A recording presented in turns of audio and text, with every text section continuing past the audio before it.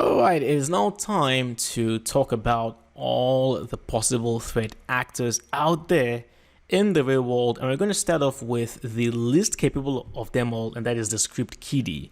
Now, script kiddies will use hacker tools without even understanding how they really work, and they certainly don't have the ability to create their own kinds of tools.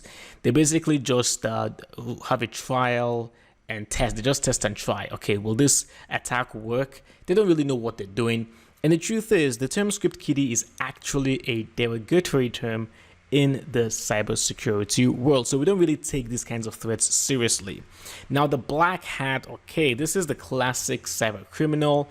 They're usually very skilled, and of course, their motivation is purely out of financial interests. Now we have the white hats. Now, white hats, of course, they're not threat actors. These are the good guys. These are, you and I. But they hack systems and networks with full authorization, typically to discover any vulnerabilities and test current security setup. So white hats could be your regular security analysts. They could be ethical hackers, pen testers, and so on. But of course, we have the gray hats that are somewhere in between the white hats and the black hats. They're usually highly skilled, of course, but then they typically employ black hat tactics for white hat objectives. In other words, they might try to hack into a system without any authorization, but they will do so because they want to try to discover if any vulnerabilities do exist on that system. So they go with the motto that the means justifies the end. Now we have the hacktivists. These guys are typically very, very skilled, but they hack for a cause. That is their main motivation. While black hats hack for financial interests and notoriety, the hacktivists, they hack for a cause. They hack for social justice or things like that. So they might attempt to obtain and release confidential information to the public or deface a website of a company that they have issues with. And of course, Anonymous and WikiLeaks are two of the most popular hacktivist groups out there. Now, state actors and advanced persistent threats.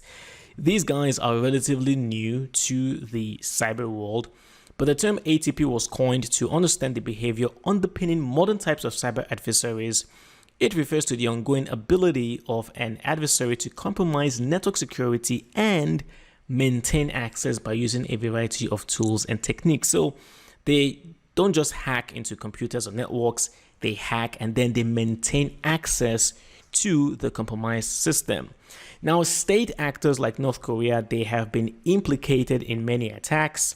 If you recall the Sony attack, I think back in the year 2011 or something like that, they will often use independent hacker groups so as to maintain plausible deniability. The whole point here is that if this independent hacker group got caught, then the North Korean government will be able to claim, hey, we don't know who these people are, they were acting on their own.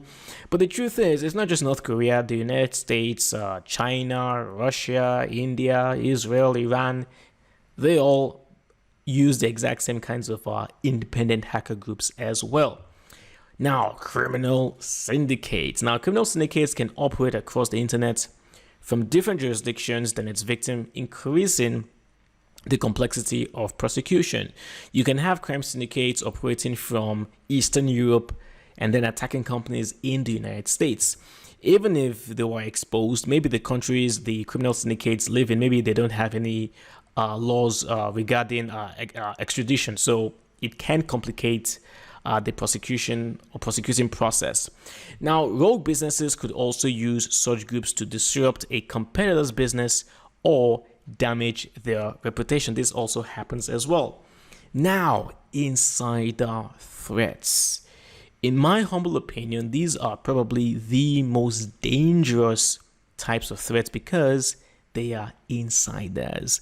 These are threats that are already in the system. They're part of the company, they're employees, and so on.